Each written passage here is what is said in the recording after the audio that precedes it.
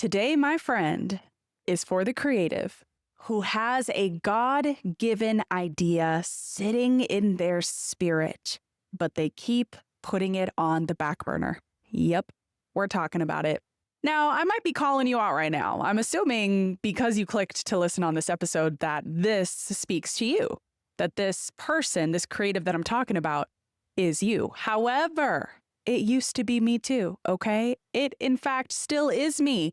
Whenever God calls me to something or I know an idea is from him and I want to pursue it, but man, I just can't because it's too much, it's too heavy, I don't know, I'm scared. So many things, right? I understand. I know that tension where you're praying for clarity, you're praying for answers, you're praying for what exactly to do in order to pursue the idea or praying for the confidence to help you take that step forward. You're praying for it. But what I'm finding is a lot of times in our spirit, we know what it is. We might not have all the clarity in the world, but we know what that idea is, and we know the next step that God is wanting us to take. You're just afraid to move, so you mask it. You mask it by telling yourself that you need even more answers from God before you move forward. You mask it by telling yourself that it's just not the right time. We put all of these masks on it and make all of the excuses when a lot of times, my friend, you're just scared. And you know what? It's okay to admit that because it's not an easy thing to do. It's not easy pursuing the idea that God gave you. It's not even easy trying to figure out if God gave you that idea or if it was an idea of your own. It is not simple.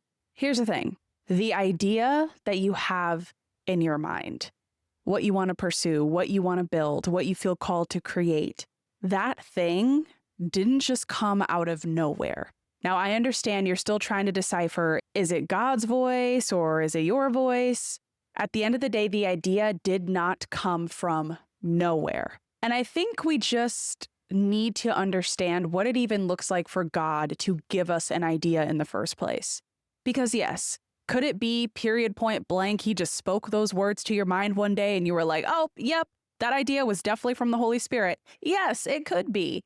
But a lot of times God might show you or push you or nudge you towards that idea. He might speak that idea through different people into you. He might trigger a thought to come to your mind after you just got done doing something that you were passionate about or something that sparked a fire in you. And then that triggered a thought that maybe, just maybe, you should pursue this thing. You should go after this idea. And I want to say that because a lot of times we just say that we're waiting on God to pursue what he's calling us to do. We're waiting on the right timing. We're waiting for him to give us clarity on this idea. My friend, let's be real. A lot of the clarity that we seek sometimes is God just telling us point blank what it is. But we cannot fit God into that box. He will not work within your box of how you think he should be telling you what your next step is. That is up to God to distinguish how he's going to bring that your way, lead you towards it. And you have to do that work. And a lot of times confirming if it was God who gave you that idea is just moving in a direction where you think it could be God's idea that he placed in your mind and seeing where it leads. Because a lot of times, if God gave you that idea, it won't be easy. It'll be hard, but it will also flow. Doors will supernaturally open. You don't have to force for things to happen. They just divinely do on God's timing when it comes to that idea because he's the one that gave it to you. Versus if you're bumping into a lot of closed doors, things are not working, you're constantly frustrated, it's back-to-back roadblock after roadblock after roadblock, well, maybe that's not God's path for you. I'm not the one to tell you that. That's for you to distinguish. Because there are times where God will bring you through the fire in something to sharpen you enough for an idea to come to life. I know I'm saying a lot, but the reason why is because God is not predictable when it comes to how he's going to show you that the idea that you have in your mind is what he wants you to pursue and how he's going to help you pursue it if that's the case. But I gotta say, If God gave you that idea, that should not be wasted. For the creator of you to give you an idea of what to pursue, he is calling you to something, to make an impact, to make a difference in your life and to others. So why are you hiding when you have been called for this? If you received that idea, then that means you are the one that he has called to steward that idea well. So what are you doing about it? Hiding is not stewarding that idea. Sitting on excuses and masks is not stewarding that idea. Now, here's the thing. The reason why a lot of us struggle in stewarding an idea that God may have given us is because we got a lot of questions. We got a lot of fears. And what you think are logistical questions is really lies that you are telling yourself that hinder you from pursuing what God has been calling you to do this entire time. There has been different ideas that God has called me to over my life so far. And even if I didn't know it was God and maybe it was just my idea and I just wanted to try it, I could tell whether he was in it or not. When he's in it, as I mentioned before, things flow, things naturally happen, nothing feels so dramatically forced. When he's not in it, when he didn't really call you to that and you're really just going your own way, then things feel closed, things feel darker, things don't feel in alignment with your own self. And you will literally feel that if you allow the Spirit to connect with you in that way and show you that this is not the way. So when you do pursue the ideas that he did give you, and you see that your responsibility is to steward that idea well, then that means that you first have to overcome the questions that you know you are asking yourself right now. So let's go through those questions. What if I'm not ready? What if people don't get it? What if someone else is already doing it? What if I fail? I know these questions have been asked in your mind, and I also just want to highlight the very real fact that they're scary. I'm not going to sit here and be like, hey, you can get over it. It's not that bad. Just push through. No, it's terrifying, okay? There's a lot of questions in our human mind that we ask ourselves logistically. But we need to understand that when God has given us this idea and he is calling us to pursue it, he does not care about your logistics. He cares about your obedience. And what's scary is a lot of times we'll take these logistical fears and we will say that we're waiting on God. For example, the logistical fear of, what if I'm not ready? You will put an excuse to that and say, okay, well, let me just wait on God until I'm ready. The logistical fear of, what if I fail? You will put an excuse on that and say, okay, well, I'll wait on God to help make me more confident so that I can ensure I succeed. Don't get me wrong. There are seasons for waiting on God, but more than not, God is waiting on you. He needs you to take that first step. He needs you to move. He needs to see your effort. He needs to see your obedience rather than constantly seeking all the clarity. Now, something else I want to say when it comes to the fact that you're hiding from your God-given idea. My friend, you are not supposed to feel qualified in order to finally pursue that idea. God so beautifully has a pattern of calling the unqualified. There are so many stories in the Bible where he has called people that have had so many flaws, that were far from perfect. His disciple Matthew was a tax collector and betrayed his own people. His other disciple Simon, who was a zealot, which was a group known to be extremely violent. Paul was known to be a murderer, literally murdering Christians, yet God called these people. Do you think that he cares about your qualifications, about your expertise, about your perfectionism? He doesn't want that. Because think about that. When you have the heart position of being so highly qualified, you got all the qualifications and the credentials, and you're just this picture perfect person, you're acting like you don't need God. Why? Because Jesus is what makes us perfect. Jesus qualifies and validates us. So if Jesus is not in that picture and you have this sense of entitlement in regards to your own validation and your own perfectionism and your own qualifications, then where is God in that? If God has a history of calling the unqualified, then why are you setting that false expectation on yourself that you need to be qualified in order to pursue what he's calling you to do? God doesn't ask for your perfection. He wants your obedience. He just wants your yes. Let him work out the rest. You say yes, not just with your words, but with your action by moving. Move, do something, one little step towards that idea that you believe that God gave you. Let him work out the rest. Let him sustain that path. Let him pivot it however he sees fit. And speaking of your yes, it's so essential for you to stop hiding behind the idea that God gave you, because your yes to finally pursuing what he did give you is the key to someone else's transformation, someone else's freedom. There is someone or a group of people out there that are looking for a seed to be planted in their life. And that seed is what sprouts into a relationship between them and Jesus.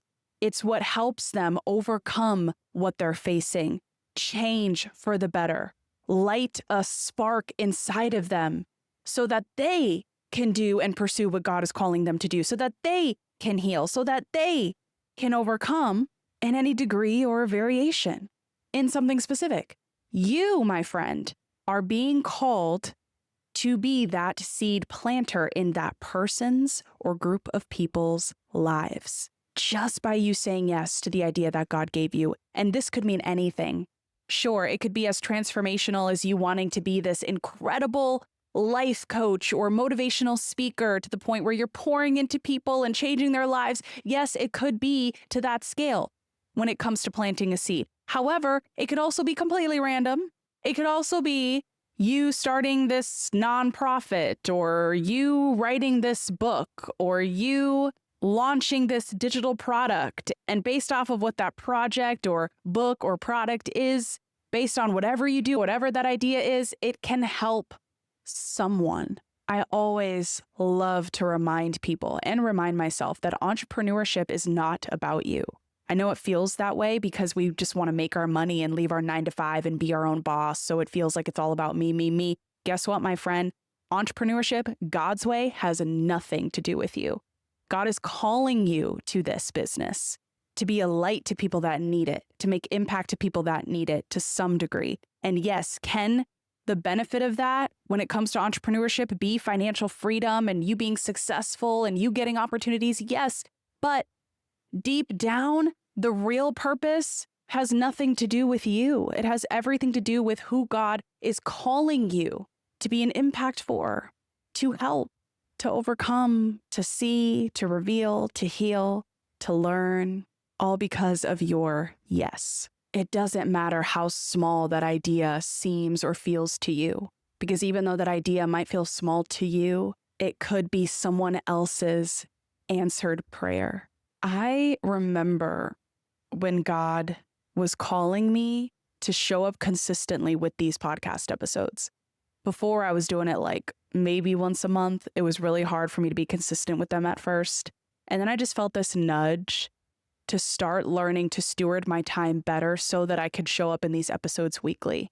And at first I was like, is that really necessary though? Do I really need to do this? That sounds exhausting. And then once I just gave God my yes and did it and was consistent in it and found a lot of passion and purpose in it, I started to see the results that came from that had everything to do with how these episodes are impacting people, whether it's one person that listens or 100,000 people that listen.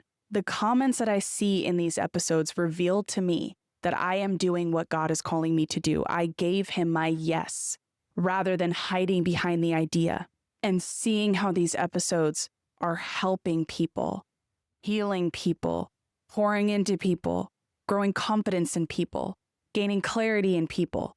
That is the mission. But none of that would have happened.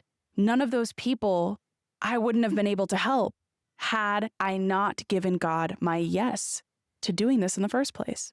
Stop hiding behind your God-given idea. When you do, you are robbing someone else of their transformation. Now, the people that God wants to transform, he will use who he needs to help that person. It's up to you to give God your yes or no. God will use who he needs, but he's called you. Are you going to say yes? Or are you going to keep hiding and basically show God to move on to someone else? It is time to stop hiding. It's been long enough. It's time to move, even in the smallest way. Even if it's messy, even if it's scary, even if it's awkward, even if it's quiet and nobody notices, guess what? God does. It's time. Here's what I want you to do, just as an actionable step. I want you somewhere to write down the idea that God has placed in your mind. Maybe it's a brand new, life-changing idea. Maybe it's just one small idea in what you're already doing. Whatever it is, write it down somewhere. If you can write it on a sticky note, that's even better. Take that sticky note and place it in a room or a space where you are in every day. Your car, the mirror in your bathroom, your office space, put it there. Because I think we need a daily reminder in written form for us to visually see what that idea could be that God is calling us to do. And I want that daily reminder to help you take some sort of small step this week. You wake up, you see that note in the bathroom, you see it in your car, you see it in your office space. It is a reminder to move. So anytime you're hesitant, anytime you don't want to, anytime you're too tired, that sticky note is the annoying but friendly nudge that it's time. Highly, highly recommend that you do that, especially if you have been struggling for way too long to just move. Thanks so much for tuning in today, friend. I really hope that it was encouraging for you. Now, if you are looking for help, coaching, community to help you pursue the idea that God put on your heart and you would love step-by-step guidance on how to do it, I'd love to invite you in my Burnout Free Biz community. This is a community of Christian women creatives who are seeking confidence and clarity in the business that God has been calling them to build. And we help you as much as possible in that community by providing you with our signature course that you will have access to and the workbook walking you through mindset, marketing, and money strategies for online business building God's way. We do weekly live sessions with me. And of course, you have the community support from other members who are in this journey right alongside with you. Now, if you're a man and you like listening to these episodes and you're like, dang it, I would love to be in that group, but it sounds like it's just for women, that's okay. I got you. I do offer one-on-one calls to help you get clarity around your mindset, marketing, and money strategies when it comes to the online business that God could be calling you to build as well. If you're interested in either one, head to the link down below in the YouTube description where you're watching this episode or in the podcast show notes where you are listening. And if you have any questions about it, leave a comment, email us. Would love to help out as much as possible. Thanks for tuning in, and we'll see you next week.